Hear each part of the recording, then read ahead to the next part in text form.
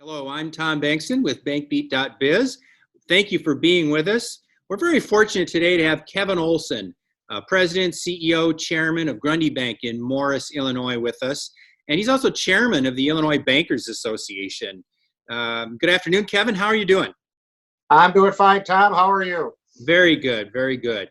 You know, I'm really intrigued about getting to visit with bankers at this time because it's just such an unprecedented time with the pandemic, and then of course lending programs that kind of came out of nowhere that are putting a lot of stress on the industry. As you reflect back on the last couple of months, what do you make of it? Well, it's a very unique time. It's something I'm not sure we ever could have planned for when you think of all the intricacies and the way the spider's web kind of moves throughout your whole banking organization. But it's been a crazy time. It's been stressful. It's also been rewarding to see how my staff has performed in these trying times. It's a lot of figuring things out on the go, so to speak. As you know, these rules haven't been always there right when we needed them. And even today is the day they just opened up the second wave of PPP loans, and the system is not operating very efficiently. So I know our people are a bit frustrated, as are bankers throughout the country, and trying to enter the second round of PPP loans in. But, you know, I think our clients have been very understanding. They realize that everything is kind of on the move here, and it's being written as we go. So I think in some ways it's brought out the best in people. Sure. Now you've got a long banking career. You've been through economic down cycles before. That in itself isn't really new, but this time it does seem a little bit different. Can you put your finger on what that might be, at least in your shop? Well, I think what's different about this perhaps is that it's touching everyone. You know, I lived through the ag crisis of the 80s. That touched the farm sector. The Great Recession we just had, that seemed to touch, maybe one to four family people, that non-owner occupied, that seemed to touch contractors, developers, but other people seemed to weather that storm fairly well. And I'm oversimplifying that a little bit, but this pandemic is touching everybody. I think between if you've lost a job, you feel it directly, but it's also been stressful and hard on just, I think, the whole American people, because our whole way of life has been disrupted. Social distancing, shelter at home. It's just something we've never seen before. But again, you know, as I take walks in our neighborhood, I'm amazed at the amount of people that are outside walking around, and the friendliness you see from people. I think everybody's starving for connection with others, and people just stop and take time to talk. And that's something, you know, we just haven't seen in a long time because everybody's lives are so busy. Yeah, isn't that something? Have you found, relationship banking is kind of the backbone of community banking.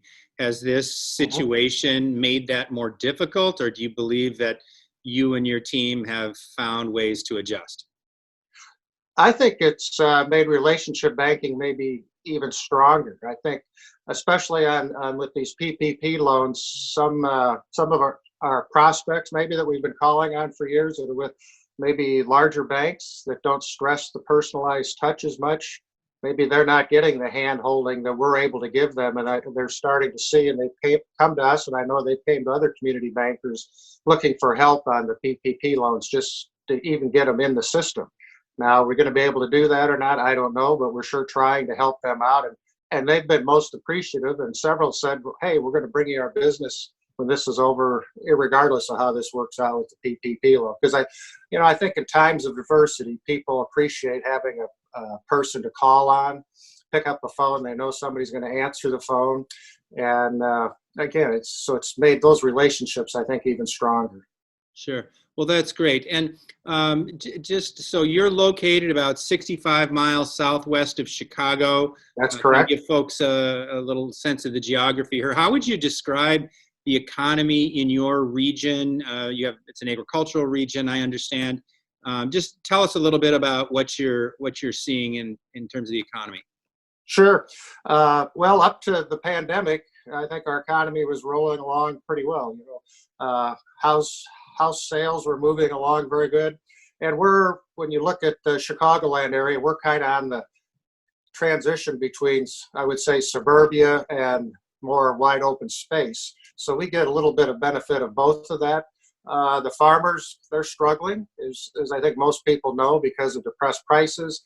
Last year's production wasn't the best. They're out in the fields now planting, so that's good news that we see. And transportation is a big industry around here. We have lots of warehouses that line the interstates between here in Chicago. We've got Interstate 80, Interstate 39, Interstate 55, all within stone's throw of us. So and then the Illinois River, we're the first port on the Illinois River. So barge traffic is strong here too, moving grain and other supplies.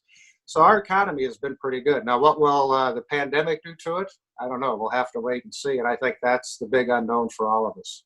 And in terms of employment, we all know, for example, that the restaurant industry has been hit hard. But are you seeing other industries in your region that have had to furlough folks? And just how do you assess the employment situation? Well, oops, excuse me here. It's been now we're doing this at home and kind of on the fly here. But no, that's all right. That's all right. No, the unemployment, it's starting to hit people. I think we see some of our small retailers. I mean, Morris, for a town our size, has a very vibrant downtown. Of course, those folks have been closed now. They get to open up on May 1st, which is this coming Friday. So hopefully they can bring a few people back to work. The PPP program has allowed some employers to keep people going. And also, I think with the unemployment benefits, that's hopefully helping people out, and that has some added features to it that makes that a little bit more attractive than it may have in the past. We do have people asking for deferments on their home loans and on some of their commercial loans, and I think that's wise planning for them if they are feeling the cash flow stresses. But it might be really too early to tell exactly where all this is going, because we're just kind of in the beginning of it. And the new month is about to turn over when people may not have been able to pay their rents to our landlords, and people just may have more trouble making their housing payments if they have been laid off. Sure, sure. Now, you, as I mentioned, are chairman of the Illinois Bankers Association. Mm-hmm. You get to visit with a lot of bankers across the state. And your term is going to be wrapping up in about 2 months here. Right. As you reflect back on that time, what have you learned? What have you picked up from your colleagues in the industry? Well, we've called, Linda Cook and I have probably called on, 40, 45 banks over the past 8 or 9 months. We would have done more, but we kind of got grounded here with the pandemic. But, we visited banks that are 15 million up to well into the billions. And it's amazing some of the issues that the small banks face, the larger banks face, whether it's, when we've been out there was the squeeze on the interest margins. It's looking for loan demand. It's looking for talent. And another common thing I think we see is the great willingness of the bankers in the banking industry to want to help their communities. When you talk with them, they're all talking about, we need to get this going in our community. We need to get that going. And as we've talked even in their employees, you can feel the sense they feel to help their customers and their communities make all their places a better place to live. And I think we're seeing that too now during the pandemic, when you see the long hours the bankers are putting in to try to help their customers out through these trying times. Yeah. Now you mentioned Linda Cook, and of course she's a longtime advocate for the banking industry, and she'll actually be retiring soon Mm-hmm. here. And I know you had to head up an effort to find a successor for her to the Illinois Bankers, and you brought on a fella, Randy Hultgren. Tell us, just if you can, a little bit about that process. There are other bankers watching this who someday might find themselves on a search committee like this. What can you share about that process that might help them? Well, we began this process. Linda let us know about a year and a half ahead of time. So we had time to put together a strategy on, did we want to hire a search firm? Did we want to just kind of go out on our own? We felt it was best to hire a search firm, and we did that. We hired a firm out of the Washington, D.C. area that specializes in, they're a boutique firm that we thought could give us the hand-holding, because there was, I believe, 7 of us on the search committee, and most of us are community bankers, and we're kind of used to having our hands held and also doing that for our clients. So we felt it was important for us to get a search firm that could do that for us.